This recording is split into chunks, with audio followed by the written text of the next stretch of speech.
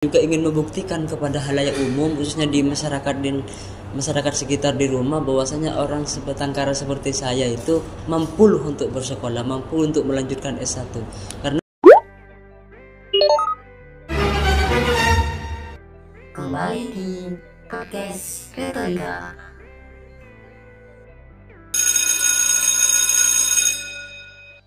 Assalamualaikum warahmatullahi wabarakatuh. Halo sahabat Retorika TV, kembali lagi dengan saya Farida Putri di acara Ngobar, yaitu ngobrol bareng mahasiswa.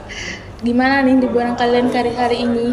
Ada yang kemana aja nih? Atau masih ada yang di rumah?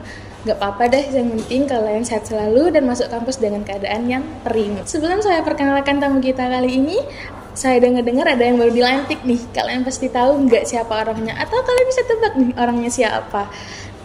Nah, ini dia tamu spesial kita hari ini. Tolongkah perkenalkan terlebih dahulu? Perkenalkan, nama saya Indra Arif Kurniawan. Saya prodi Pendidikan Bahasa dan Sastra Indonesia. Saya sekarang sudah semester 6, masuk di 2022. Dan ya alhamdulillah lah, ya berkat dari sebuah keinginan besar di dalam sebuah diri saya, ya sampai sekarang bisa lah berproses di organisasi, khususnya di HMP BBSI STK PPK sebenarnya. Ya mungkin cuman itu biodata pribadi yang singkat lah. Terima kasih. Nah, ngomong-ngomong nih ya Kak, kita kali ini tidak hanya ingin berbincang seru, melainkan kita ingin mengenal lebih jauh dari diri Kak Indra. Bersama narasumber spesial kita kali ini, kita akan membahas tentang perjuangan seorang anak yang dibilang sebatang kara hingga menjadi ketua.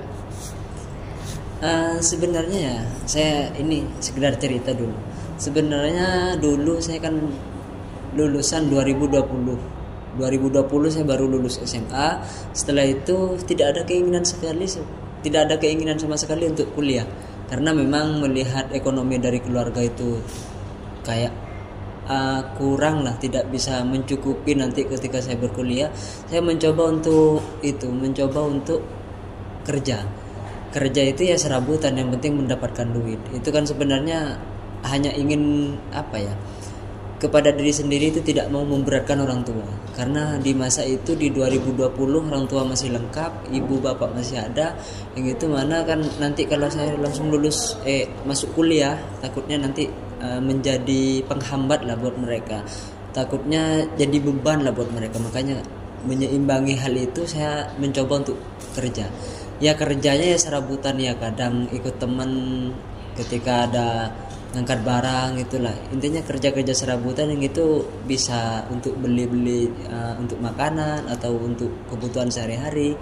Yang itu nanti memang hal-hal seperti itu saya pernah rasakan. Dan juga ketika sudah beranjak dari 1 tahun ke 2 tahun, saya coba untuk merantau di Jakarta di selama 3 bulan.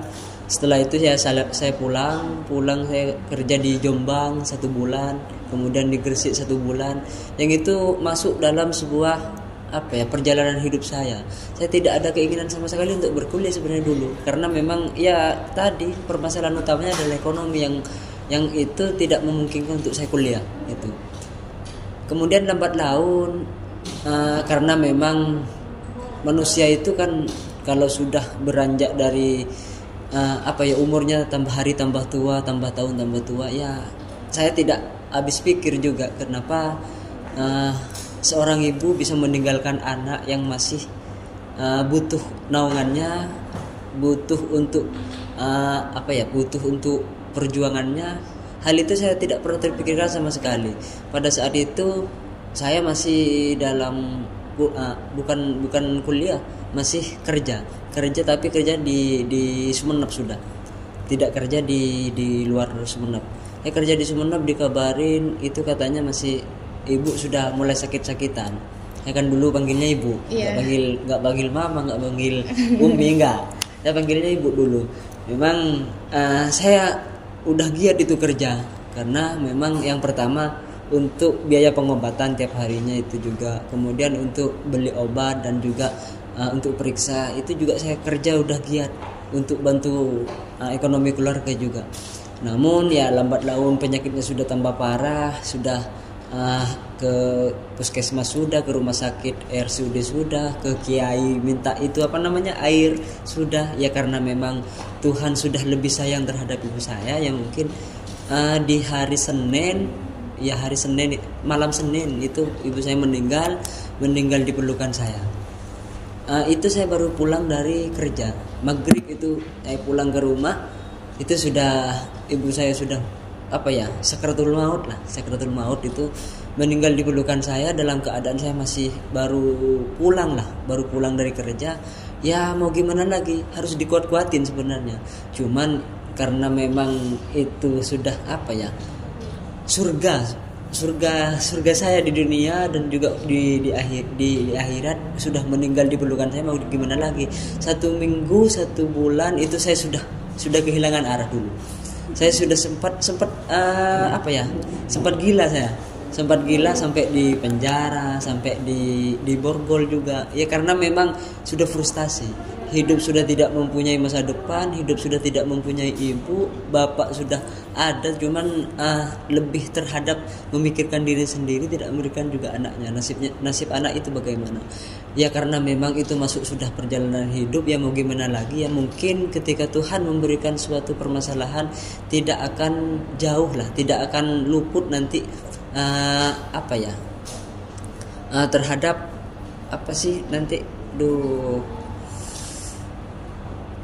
kayak obatnya atau jalan keluarnya, karena memang ketika Tuhan memberikan sebuah cobaan terhadap umatnya, maka umat itu akan senantiasa dia mampu untuk menjalani semua itu. Tapi pas dulu saya tidak kepikiran bahwa saya mampu loh. Tidak, karena memang pada ketika seseorang diterpa masalah, ketika seseorang didatangi masalah bertubi-tubi, dia akan ngeblank, dia akan kayak tidak mempunyai tidak pemikiran mempunyai sama sekali ya Kak. Tidak mempunyai yang sekiranya itu, oh ya ini jalan keluar seperti ini, enggak ada. Ya karena memang itu saya sudah lambat laun mulai berkawan, sudah mulai berteman dengan tetangga, dengan sahabat-sahabat yang dulunya sempat dekat. Saya coba untuk komunikasi lagi, untuk menjalin komunikasi yang sekiranya nanti saya jangan terlalu memikirkan hal-hal yang sekiranya membuat saya gelisah, sedih juga. Ya karena memang itu sudah flashback lagi, saya masuk di dalam sebuah permasalahan hidup. Saya di 2022 baru pulang dari Jombang itu, saya kan kerja hari pertama puasa itu berangkat ke Jombang, kerja di sana, merantau juga 1 bulan. Cuman nggak nyampe 1 bulan ya. Di 10 hari menuju Lebaran saya pulang ke rumah dalam keadaan ya alhamdulillah adalah duit untuk saya pegang di Lebaran. Setelah itu saya ada keinginan untuk kuliah di Lebaran itu, di hari Lebaran 1 minggu Lebaran ketupat, saya punya keinginan untuk kuliah. Cuman keinginan untuk kuliah di STKIP ini masih belum terbersit lah di pikiran. Cuman saya harus berkuliah, saya sudah bekerja, sudah merantau, kayaknya nasib seorang perantau itu tidak seenak yang saya pikirkan, malah melibatkan perasaan dan juga melibatkan ekonomi yang sangat memprihatinkan gitu. Makanya kan saya setelah itu saya harus kuliah ini, saya tidak mau tahu, saya harus kuliah. Masalah ekonomi, masalah nanti dapat uang dari mana, saya nggak memikirkan hal itu. Yang penting saya harus kuliah gitu. Dulunya juga ketika nanya ke teman-teman itu yang sudah berpengalaman di pendidikan, udah lanjut S1 kuliah, diberikan itu suruh kuliah di STKIP. Gimana caranya untuk masuk? Dikasih tahu gini caranya gini. Saya coba nanya-nanya juga, katanya itu di STKIP bisa mendaftar di beasiswa KIP itu. Kamu nanti kalau kuliah di sana selama 1 semester, selama 8 semester kamu nggak dikenakan biaya, gratis kamu nanti, malah kamu dikasih uang jajan sekitar 4.800.000 katanya. Oh ya lumayan sih. Makanya kan dari itu saya mencoba untuk memberikan diri, nanya-nanya ke teman-teman apa saja yang harus dilengkapi, berkas-berkasnya. Setelah itu saya coba nanya ke angkatan 2022 yang itu prodinya prodi PPKN. Kak, ayo Kak, minta bantu untuk berkas-berkasnya ini apa saja. Setelah itu lengkap semua, saya coba ke sini. Ya Iya masuk ke sini sudah sekitar berapa ya, 1 tahun lah, 1 tahun lebih, 2 tahun lah sekarang, sekitar 2 tahun. Yang itu memang masuk problem, masuk keinginan, dan juga hal-hal yang sekiranya membuat saya semangat adalah ingin membangkitkan apa ya, ekonomi saya sendiri, dan juga ingin membuktikan kepada halayak umum, khususnya di masyarakat sekitar di rumah, bahwasanya orang sebatang kara seperti saya itu mampu untuk bersekolah, mampu untuk melanjutkan S1. Karena tidak memungkinkan bahwasanya yang ekonominya rendah, ekonominya menurun, ekonominya di bawah rata-rata itu tidak mampu untuk berkuliah. Tapi saya ingin membuktikan kepada masyarakat bahwasanya dengan cara seperti ini saya bisa lah. Meskipun saya tidak mengkeluarkan, ayolah contoh saya enggak. Tapi saya ingin membuktikan kepada mereka bahwasanya orang-orang yang tidak mampu, tidak mempunyai ekonominya menurun, dia bisa mampu untuk berkuliah gitu. Wah, dengan cerita Kak Indra kali ini sangat mengharukan ya Kak, dengan perjuangan yang dulunya tidak pernah mempunyai planning untuk kuliah sampai mempunyai planning kuliah. Nah, apa perasaan Kakak setelah Kakak terpilih menjadi ketua umum, dan apakah ini adalah target dari awal Kakak masuk ke sini atau itu adalah sebuah kesempatan yang datang secara tidak terduga? Sebenarnya untuk target menjadi ketua umum itu, sebenarnya untuk menjadi ketua umum saya kan nggak terlalu tidak terlalu menginginkan hal itu. Yang terpenting saya kuliah dulu, menambah relasi, menambah pengetahuan juga, yang itu nanti bisa orang-orang yang ada di STKIP, mahasiswa yang ada STKIP ini bisa kenal dengan saya, bukan cuma saya yang kenal dengan mereka gitu. Ada timbal balik.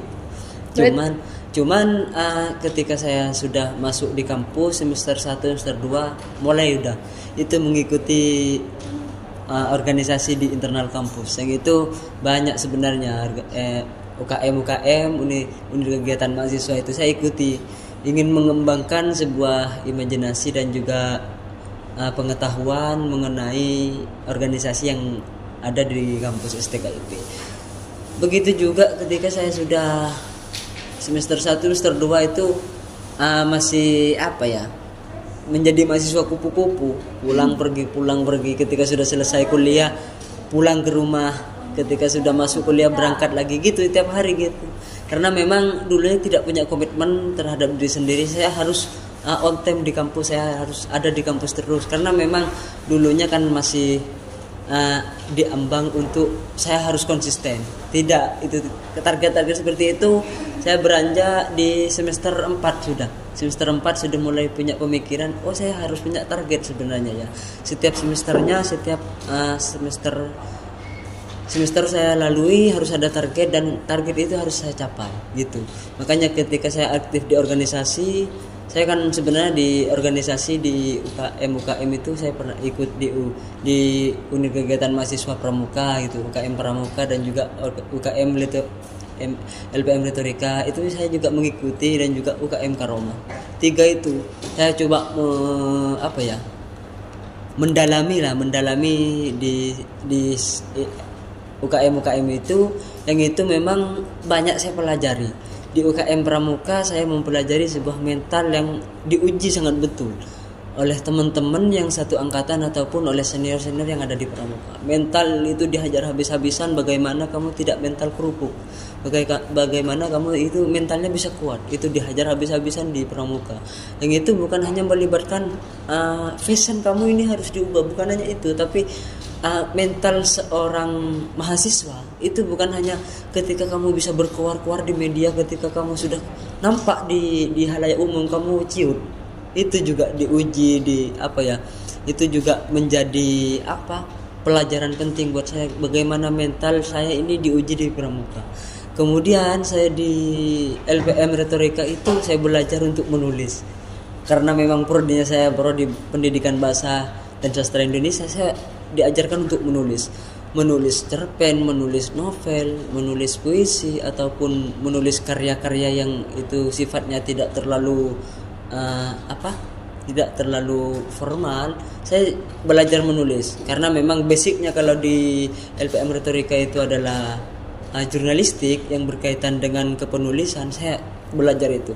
Saya di pramuka diajarkan untuk mental dikuatkan, kemudian di LPM saya diajarkan untuk menulis sebuah karangan, dan juga saya ke UKM Karoma yang itu UKM yang basicnya adalah tentang akademis, bukan akademis, agamis.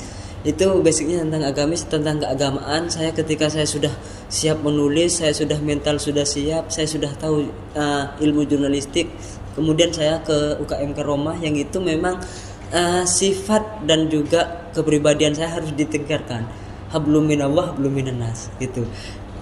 Disamaratakan juga ketika kamu sudah rata dengan manusia, sosial, kamu harus mengetahui kamu ini ada Tuhan, kamu itu mempunyai Tuhan yang itu harus kamu pelajari juga, harus didalami, yang mana ketika kamu mempunyai keinginan yang sangat besar, mempunyai cita-cita yang sangat tinggi, jangan lupa terhadap Tuhanmu, karena percuma kamu berkeinginan besar cuman kamu tidak mempunyai tidak berdampak kepada Tuhan, tidak menyampaikan kepada Tuhan bahwasanya kamu mempunyai keinginan yang sangat besar. Itu juga perjalanan selama saya sekitar 1 tahun di kampus STKIP dari semester 1, 2, 3, 4. Berarti ini adalah hal yang tidak terduga ya Kak, yang Kakak tidak masuk ke planning Kakak sebelumnya ya? Iya. Untuk visi yang ingin Kakak bawa selama Kakak menjabat sebagai ketua kali ini itu apa Kak? Untuk di HMP BBSI, sebenarnya saya di HMP BBSI itu aktif dari semester 4. Cuman jadi anggota di divisi-divisi itu, anggota. Belajar lah masih setelah itu saya aktif gimana itu di dalamnya, apa yang harus dikerjakan, bagaimana di himpunan mahasiswa prodi pendidikan bahasa itu saya coba mendalami itu selama 1 semester kayaknya. 1 tahun saya mendalami di kepengurusan, cuman di bagian anggota. Setelah ada pergantian pengurus, saya punya sebenarnya tidak punya keinginan untuk mencalonkan diri menjadi ketua. Cuman karena memang saya flashback lagi ke belakang. Oh ya, dulu saya punya keinginan setiap semester saya harus ada target. Masa ya di semester 6 nanti setelah selesai semester 5 saya semester 6 masih jadi anggota. Masa saya jadi pengurus, tidak menjadi pemeran penting di dalam sebuah kepengurusan itu. Makanya saya coba mencalonkan diri menjadi ketua HMP BBSI. Setelah dibuka perekrutan pencalonan itu, saya cobalah nanya-nanya ke senior-senior gimana caranya untuk mencalonkan diri, apa saja berkas-berkas yang harus dikumpulkan. Setelah hari H saya coba, ini berkas sudah lengkap semua, itu mubes ke berapa itu, mubes ke 12 HMP BBSI. Saya juga sudah lengkap itu, berkas-berkas sudah lengkap semua. Kemudian saya ketika sudah dipanggil untuk mencalonkan para calon untuk membawa berkas, saya coba bawa berkas ke depan ke pimpinan sidang. Saya coba bawa, ini berkas-berkas saya sudah lengkap itu, tersip nilai ataupun KTM, kartu tanda mahasiswa, dan juga biodata pribadi sudah lengkap itu semua. Saya coba. Setelah itu pas waktu pemanggilan pembacaan visi misi, saya juga garis besarnya seperti ini. Di visi misi itu saya menyampaikan bahwasanya saya ingin HMP BBSI ini bukan hanya menjadi ruang, bukan hanya menjadi tempat untuk teman-teman itu berproses saja, tapi dari semua mahasiswa, semua angkatan, dari angkatan 21, 22, 23, 24, saya ingin mereka itu bisa menjadi rumah dan juga tempat mereka untuk belajar. Karena di HMP BBSI ini basic yang paling nyata adalah mereka kalau memang tentang sastra, mereka tentang kepenulisan, tentang bahasa, ingin memperkuat di dalam sebuah kepenulisannya mereka atau sebuah karangannya mereka, maka akan kami ayomi mereka, maka akan kami memberikan ruang kepada mereka bagaimana mereka berada di HMP BBSI ini tidak terlalu gelisah, tidak terlalu jelimet. Malah mereka ketika ada di HMP BBSI mereka merasa kangen lah, merasa tidak canggung lah di HMPWSI, karena saya ingin kepada mereka itu titik besarnya adalah mengayomi mereka, mengayomi dalam lingkup entah itu tentang kebahasaan, entah itu tentang sebuah kesusastraan, tentang sastra kepenulisan, yang itu teman-teman angkatan 22, 23, 24 itu bisa ide ataupun keinginan mereka untuk merefleksikan ataupun untuk menulis itu bisa tercapai di himpunan prodi pendidikan itu.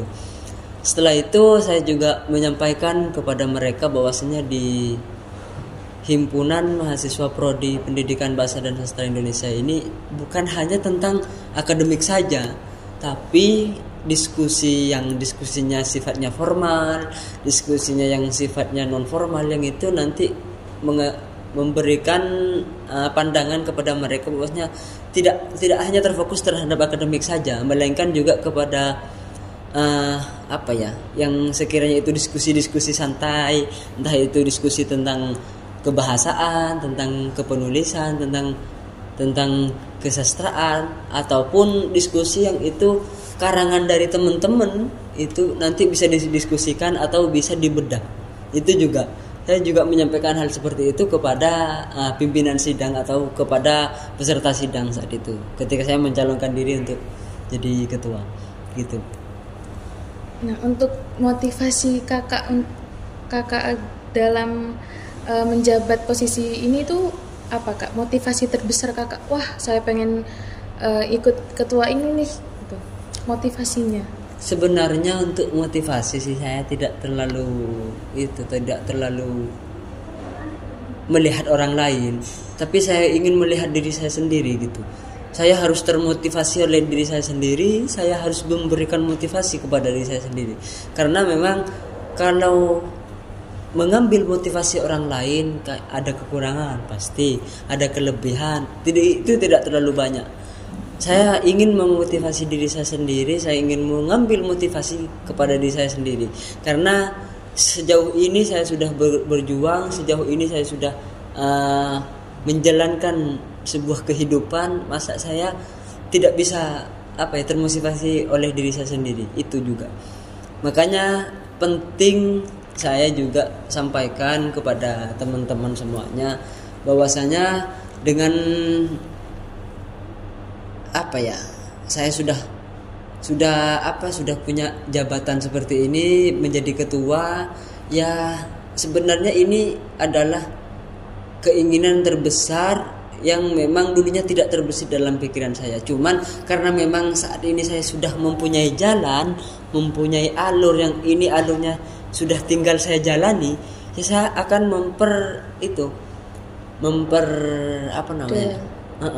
memperjuangkan, memperkaya lagi. Saya tidak ingin mensia-siakan apa yang saya sudah alami saat ini, apa yang sudah saya harapkan pada saat saya masih menjadi maba dulu. Makanya motivasi terbesar itu adalah diri saya sendiri memang. Dan termotivasi kepada siapa? Kepada diri sendiri. Karena memang saya merasa bangkit, saya merasa bisa berdiri, saya merasa bisa berjalan karena memang dari diri sendiri, keinginan diri saya sendiri, yang itu pada saat ini saya masih bisa berdiri, saya masih bisa bertemu dengan teman-teman itu yang satu angkatan ataupun di bawah saya. Ya itulah motivasi terbesar saya. Berarti tidak termotivasi kepada orang lain ya kak, melainkan diri sendiri ya, atau keinginan yang tumbuh di diri sendiri ya kak. Untuk prioritas utama yang ingin kakak bawa masa penjabatan kakak ini apa? Untuk prioritas itu lebih terhadap di struktur kepengurusan dulu. Saya ingin membangun di struktur kepengurusan itu teman-teman ini bisa saling mensolidkan satu sama lain, bisa saling merangkul satu sama lain. Yang itu ketika nanti ada problem yang terjadi di dalam sebuah kepengurusan, jangan sampai keluar itu, jangan sampai orang luar bisa mengetahui hal itu, karena itu masuk di problem pribadi, itu masuk di problem sebuah organisasi. Publik tidak harus tahu, orang-orang di luar kepengurusan tidak harus tahu. Saya ingin menyelesaikan permasalahan yang terjadi di dalam sebuah kepengurusan di internal. Apa dulu masalahnya? Kok bisa ada permasalahan seperti ini? Siapa yang menjadi permasalahan? Saya ingin menyelesaikan di dalam lingkup kepengurusan, di internal kepengurusan.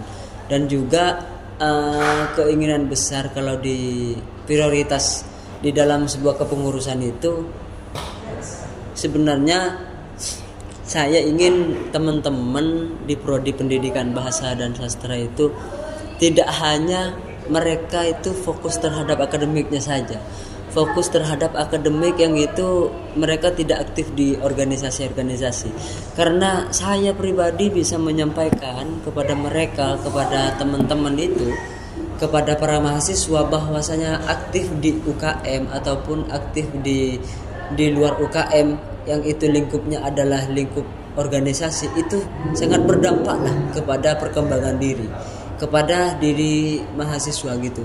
Karena saya bisa menyampaikan hal ini, memang ada bukti nyata kepada diri saya, step by step, 1:1. Ketika hari ini saya berusaha untuk belajar ngomong seperti ini, masih belepotan, masih belum stabil, masih belum maksimal. Setiap hari belajar. Maka dari itu saya juga ingin menyampaikan kepada angkatan 23 ataupun 24, kalian harus berorganisasi. Kalian harus bisa menampakkan diri kalian kepada sebuah keorganisasian, kepada sebuah organisasi. Karena memang banyaklah yang bisa kita ambil, entah itu kita mau aktif di public speakingnya, atau kita aktif di sosial medianya, atau kita bisa aktif di konten kreator yang kayak seperti ini. Kita bisa belajar di organisasi, karena bisa kita ambil benang merahnya dalam organisasi itu pasti berdampak, pasti ada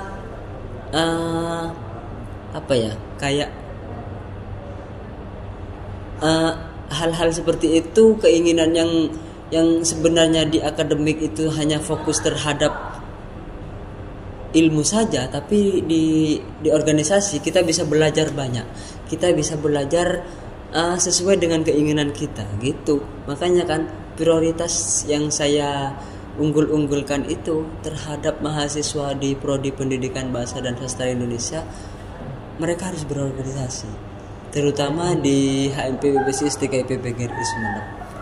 Itu mungkin ada tantangan terbesar yang akan kakak lewati, itu bagaimana kakak cara menghadapi dan mengatasinya?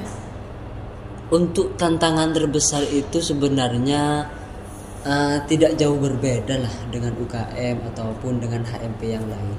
Karena memang melihat minat dan juga bakatnya para mahasiswa di HMP, di prodi pendidikan bahasa dan sastra Indonesia itu kurang ada peminatan sama sekali. Kemudian ketika sudah ada problem, itu kan masuk problem di dalam sebuah organisasi, bagaimana cara mengajak mereka, bagaimana cara mengajak teman-teman untuk bisa aktif di dalam sebuah organisasi.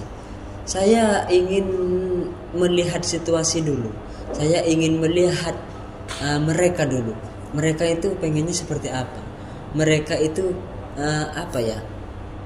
keinginan besar atau kegiatan sehari-harinya itu apa.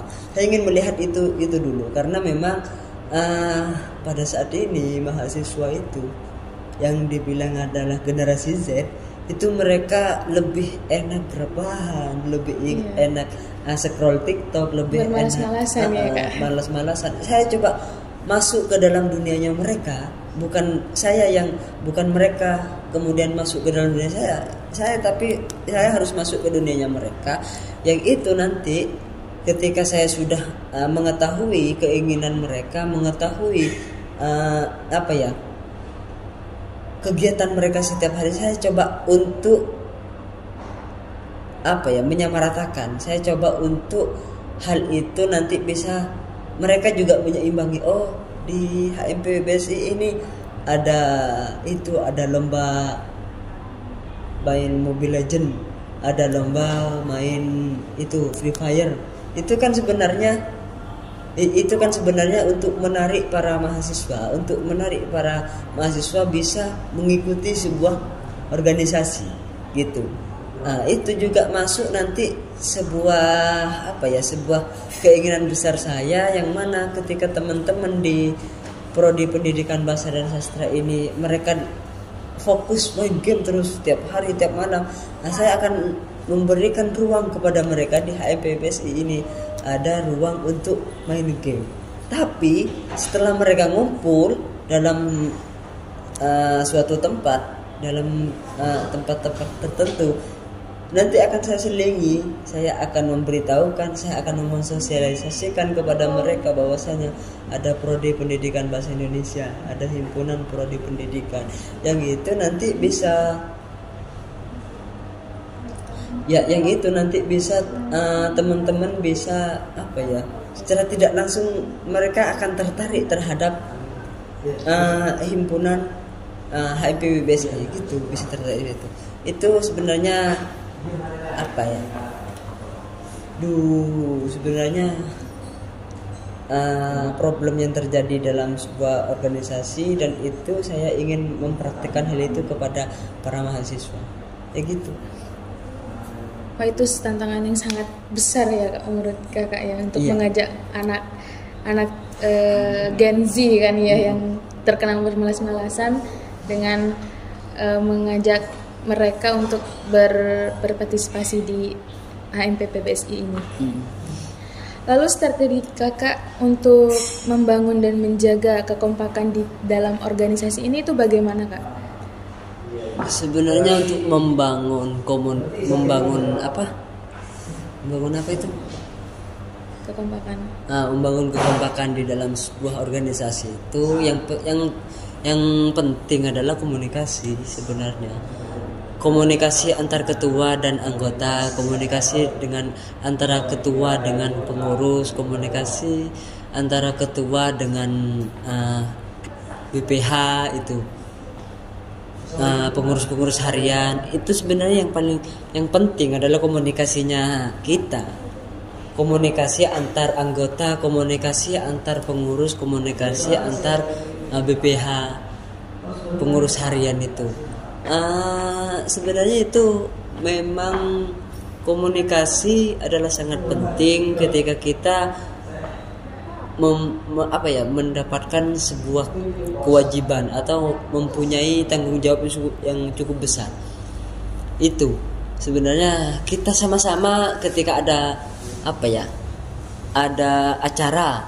acara di HMPBSI ingin mengadakan camping bahasa, itu harus komunikasi dulu, komunikasi dengan ketua, komunikasi dengan pengurus, bagaimana nanti di dalam internal kepengurusan itu bisa menjalin komunikasi yang produktif, bisa menjalin komunikasi yang sangat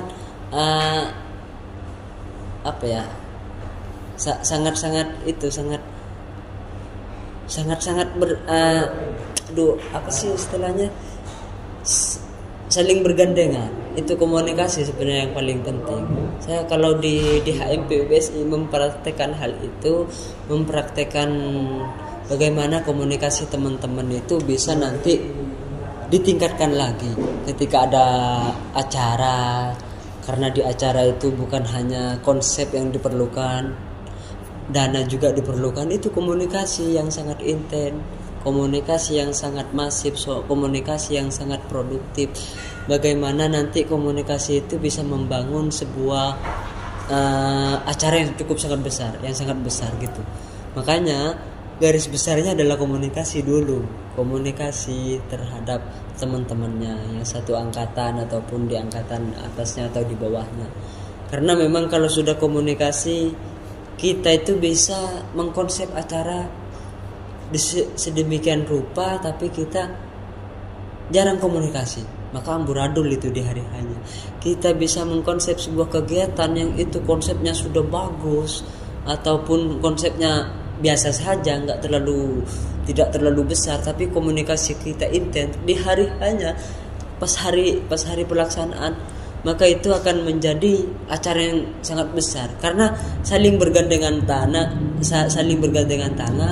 saling memberikan support, saling mendorong. Ketika sudah di hari hanya di pelaksanaannya, kita itu sama-sama gotong royong, bantu membantu, ya gitu. Komunikasi itu Berarti dalam sebuah organisasi itu untuk menjaga kekompakan itu adalah komunikasi ya Kak. Ya, komunikasi itu emang sangat penting ya Kak dalam organisasi ataupun sebuah lingkup ya Kak. iya betul. Untuk nilai atau prinsip yang ingin Kakak tanamkan dalam organisasi ini dalam masa penjabatan Kakak itu seperti apa Kak? Untuk nilai sih sebenarnya saya juga, soalnya sekarang masih belum resmi menjadi pengurus gitu, masih belum resmi, masih ketua mandataris karena pelantikan rencana saya masih bulan 2, sekarang sudah bulan 2 sebenarnya, tapi nanti di akhir bulan karena masih ada beberapa yang harus saya lengkapi gitu. Untuk nilai apa itu? Prinsip Kakak sendiri untuk selama jabatan Kakak nanti itu seperti apa? Sebenarnya untuk prinsip saya itu lebih terhadap apa ya? Tidak mau menghakimi, tidak mau menampakkan kepada mereka bahwasanya ini saya ketua HMP, ini ketua HMP PBSI. Saya tidak mau menampakkan hal itu, tapi saya ingin kepada halayak umum, saya ingin menyampaikan bahwasanya di STKIP PGRI Sumeneb itu ada prodi pendidikan bahasa Indonesia dan sastra. Saya ingin menyampaikan ke halayak umum, ke kampus-kampus yang ada di Kabupaten Sumeneb ataupun yang ada di Madura, bahwasanya di STKIP PGRI Sumeneb itu ada prodi pendidikan bahasa dan sastra Indonesia. Dengan cara apa? Dengan cara membranding acara-acara besar, membranding kegiatan-kegiatan yang itu sekarang adalah tingkatannya media sudah dimediakan. Ada acara sekedar ngumpul-ngumpul, ngopi santai ataupun diskusi, dibuatkan pamflet, kemudian dibuatkan video sinematik, yang itu halayak umum juga mengetahui hal itu. Saya juga ingin menyampaikan kepada publik, ingin menyampaikan kepada para mahasiswa yang ada di luar sana bahwasanya di di STKIP PGRI Sumeneb ini ada HMP PBSI ada HMP PBSI gitu. Makanya kan itu sebenarnya keinginan yang masih belum terpenuhi. Cuman rencana saya akan menyampaikan kepada para pengurus, yang mana nanti para pengurus ini saya akan menyampaikan bahwasanya ini HMP PBSI harus dikenal oleh orang lain, harus dikenal oleh kampus-kampus yang ada di luar sana, agar ini lingkupnya bukan hanya di internal saja yang dikenal, tapi di eksternal kampus ini harus dikenal juga. Bagaimanapun itu caranya, bagaimanapun itu acaranya, ya harus kita memperkenalkan, membranding kita. HMP PBSI ini harus dikenal oleh halayak umum gitu. Dengan cara yang kita ini santai-santai, kayak adakan kajian yang tentang kebahasaan, tentang kesastraan, itu nanti dijadikan ada videonya, kemudian ada pamfletnya, yang itu halayak umum juga bisa mengetahui branding seperti itu. Karena memang basicnya kita itu basic tentang akademik, ya kita fokus terhadap bahasa Indonesia ataupun kepada kesastraannya, ya itu. Berarti tidak harus mengakui kalau kita itu sebagai ketua PBSI ya Kak, tapi secara langsung kita harus buktikan kalau di STKIP ini ada organisasi PBSI, seperti itu ya Kak? Betul.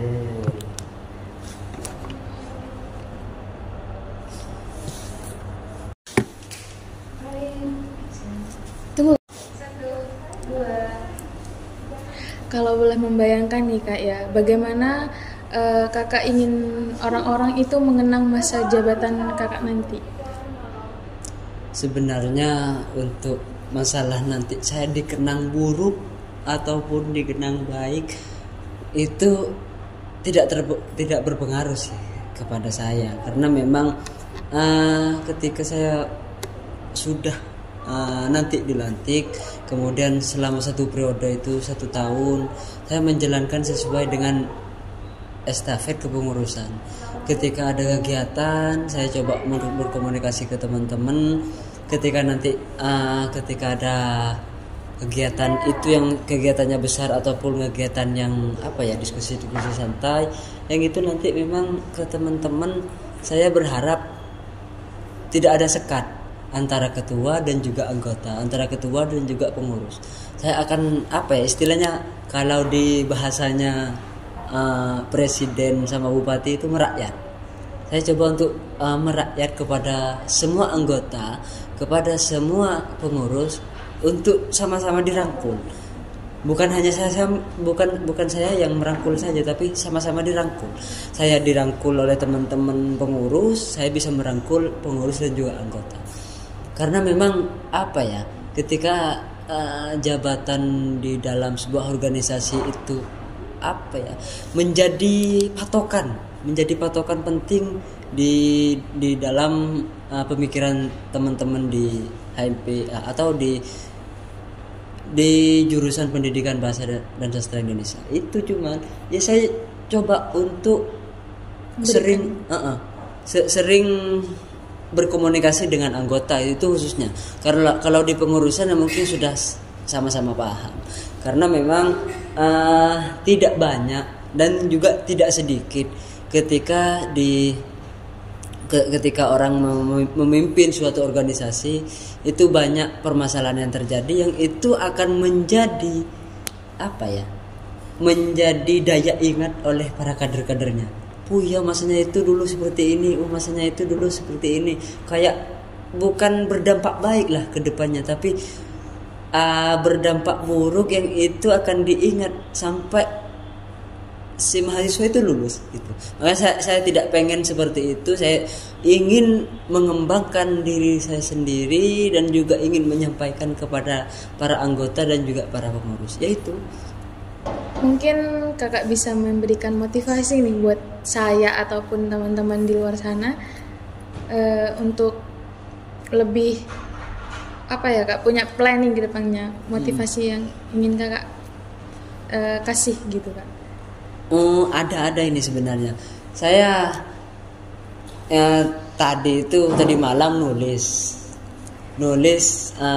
mengenai motivasi terbesar ataupun menjadi motivator itu bagaimana. Ya, semoga saja untuk para penonton sekalian di Retorika TV ini ketika mendengarkan ataupun melihat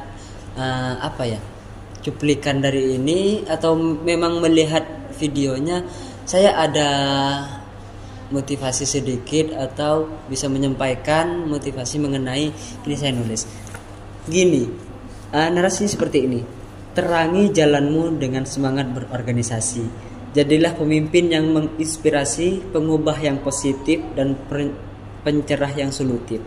Bangkit, terus bergerak dan berkontribusi, karena di dalam dirimu terdapat kekuatan untuk menciptakan perubahan yang luar biasa.